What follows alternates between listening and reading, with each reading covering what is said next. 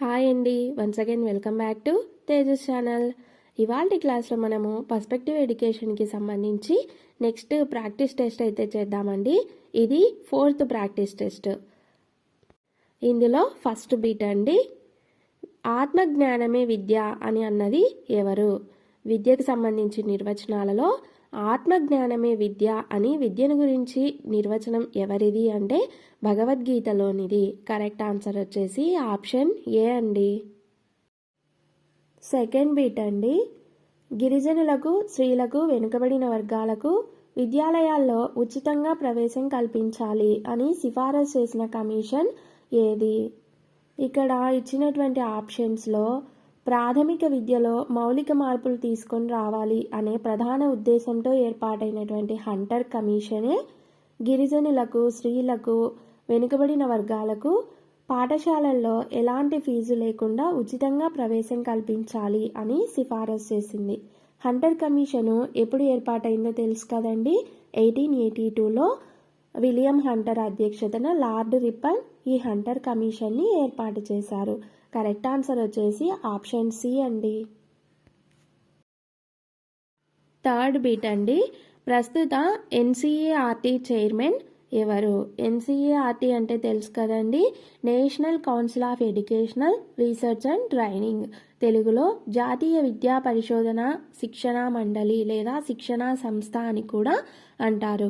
ఈ ఎన్సీఈఆర్టీ 1961లో ఏర్పాటైంది. భారతదేశం మొత్తం మీద అన్ని విద్యా సంస్థలను పర్యవేక్షించే అత్యున్నతమైన సంస్థ ఈ ఎన్సీఈఆర్టీ.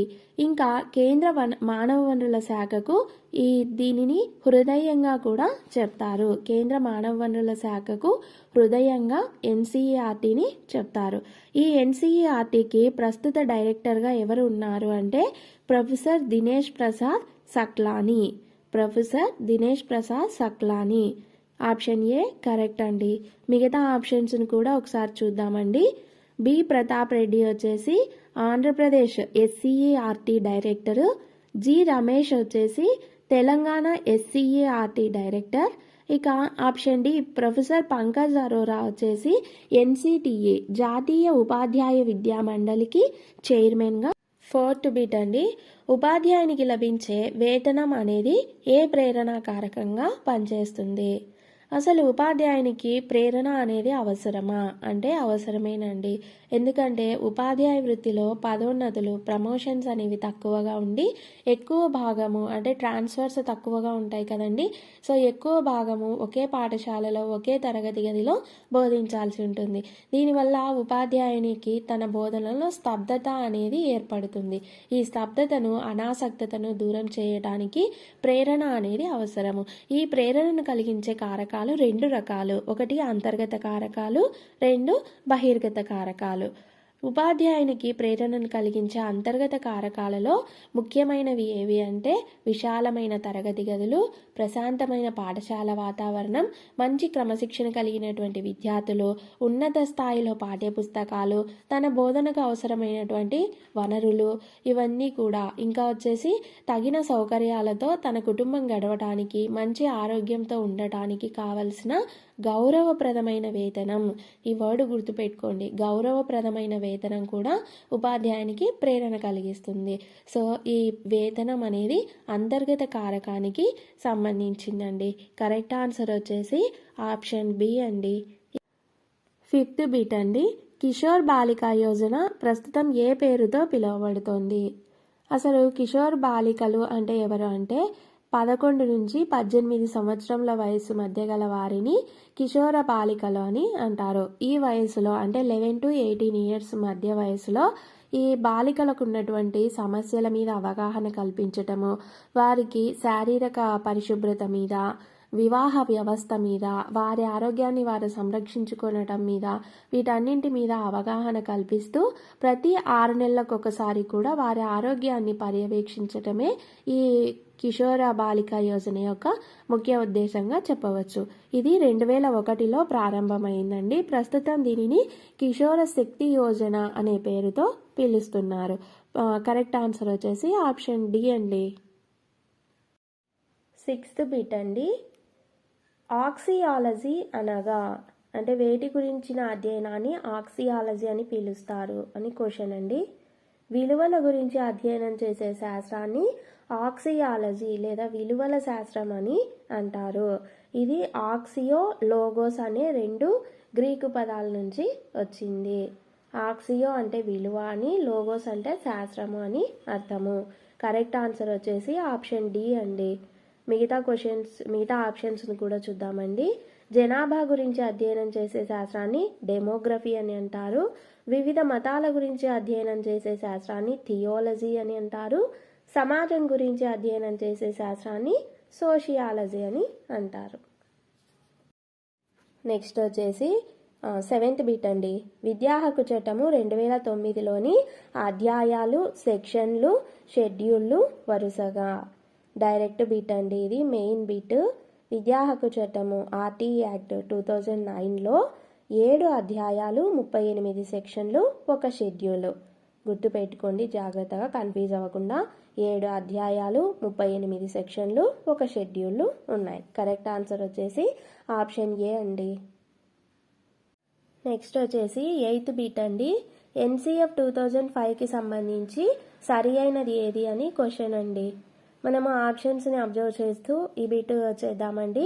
ఆప్షన్ ఏ వచ్చేసి ప్రొఫెసర్ యశ్పాల్ గారు సభ్యులుగా ఉన్నారు. ఇది రాంగ్ అండి. ప్రొఫెసర్ యశ్పాల్ గారు NCF 2005కి అధ్యక్షులు. నెక్స్ట్ వచ్చేసి ఆప్షన్ బి అండి. ఉన్నత ప్రాథమిక విద్యలో ద్విభాషా సూత్రాన్ని ప్రతిపాదించింది.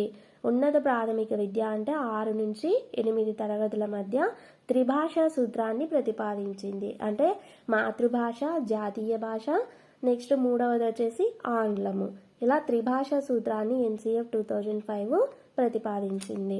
నెక్స్ట్ వచ్చేసి ఆప్షన్ డి అండి. గిరిజనులకు ప్రాథమిక విద్యలో అంటే ప్రాథమిక స్థాయిలో ఆంగ్లంలోనే బోధించాలి. ఇది కూడా రాంగ్ అండి. గిరిజన భాష కూడా ఒక భాషే అని, ఈ గిరిజనులకు ప్రాథమిక స్థాయిలో వారి ప్రాంతీయ భాషల్లోనే బోధన జరగాలి అని చెప్పిందండి. So option A, B and D ఈ 3 కూడా రాంగ్ అండి. కరెక్ట్ ఆన్సర్ ఏది అంటే ఆప్షన్ సి. NCF 2005 ప్రవేశ పరీక్షలకు సంబంధించి అంటే అడ్మిషన్ టెస్టులకు సంబంధించి ఒక అడ్మిషన్ టెస్టులను రూపొందించడము, వీటిని నిర్వహించడము, సమన్వయం చేయడము, వీటన్నింటికి ఒక ప్రత్యేకమైన నోడల్ ఏజెన్సీని ఏర్పాటు చేసింది. కరెక్ట్ ఆన్సర్ వచ్చేసి ఆప్షన్ సి అండి. 9th బిట్ అండి. NEP 2020లో భాగంగా ప్రభుత్వము బాలికలకు, ట్రాన్స్జెండర్లకు సమానమైన నాణ్యమైన విద్యను అందించుటకు ఏర్పాటు చేసిన పథకం ఏది? ఇక్కడ ఇచ్చిన ఆప్షన్స్ అన్నీ కూడా NEP 2020కి రిలేటెడేనండి. అయితే ఇండియన్ గవర్నమెంట్ NEP 2020లో భాగంగా ట్రాన్స్జెండర్లకు, బాలికలకు సమానమైన నాణ్యమైన విద్యను అందించాలి అనే ఉద్దేశంతో జెండర్ ఇంక్లూషన్ ఫండ్ అనేటటువంటి ఒక నిధిని ఏర్పాటు చేసింది. కరెక్ట్ ఆన్సర్ వచ్చేసి ఆప్షన్ బి అండి. జెండర్ ఇంక్లూషన్ ఫండ్ ఎవరి కోసం ఏర్పాటు చేసిందంటే బాలికలకు, ట్రాన్స్జెండర్లకు. దేనికోసం అంటే సమానమైన నాణ్యమైన విద్యను అందించటానికి. లాస్ట్ 10th బిట్ అండి. NEP 2020 ప్రకారం విద్యార్థులు తమకు నచ్చిన కోర్సులను ఎంపిక చేసుకునే దశ ఏది? NEP 2020 విద్యా నిర్మితి వచ్చేసి 5334. ఇందులో లాస్ట్ 4 ఇయర్స్ను కూడా మనం మాధ్యమిక దశ లేదా సెకండరీ స్టేజ్గా చెప్తారు. ఈ సెకండరీ స్టేజ్లో 9, 10, 11, 12 తరగతులు ఉంటాయి. విద్యార్థులకు 10వ తరగతి వరకు కూడా కామన్ సబ్జెక్ట్స్ ఉంటాయి. ఈ 10వ తరగతి తరువాత తమ జీవిత ఆశయాన్ని బట్టి వాళ్ళకి సంబంధించినటువంటి కోర్సుల్ని ఎంపిక చేసుకోవచ్చు. సపోజ్ డాక్టర్ అవ్వాలనుకున్న విద్యార్థి 10th వరకు కామన్ సబ్జెక్ట్స్ చదివినా 10th తర్వాత బయాలజీ, బైపీసీ స్ట్రీమింగ్ వైపు వెళ్ళిపోతాడు. లేదు ఇంజనీరింగ్ చేయాలనుకునే విద్యార్థి ఎంపీసీని సబ్జెక్టుగా తీసుకోవచ్చు అంటే ఇంటర్లో. సో ఇలా తమకు నచ్చిన కోర్సులను ఎంపిక చేసుకోవాలనే దశ వచ్చేసేది అంటే మాధ్యమిక దశ. కరెక్ట్ ఆన్సర్ ఆప్షన్ డి అండి. ఇదండి ఇవాల్టి పర్స్పెక్టివ్ ఎడ్యుకేషన్కి సంబంధించినటువంటి ప్రాక్టీస్ టెస్ట్. ఈ టెస్ట్లు మీ ప్రిపరేషన్కి హెల్ప్ అయినట్లయితే తేజు ఛానల్ని లైక్ చేయండి, సబ్స్క్రైబ్ చేయండి, మీ ఫ్రెండ్స్కి షేర్ చేయండి. Thank you.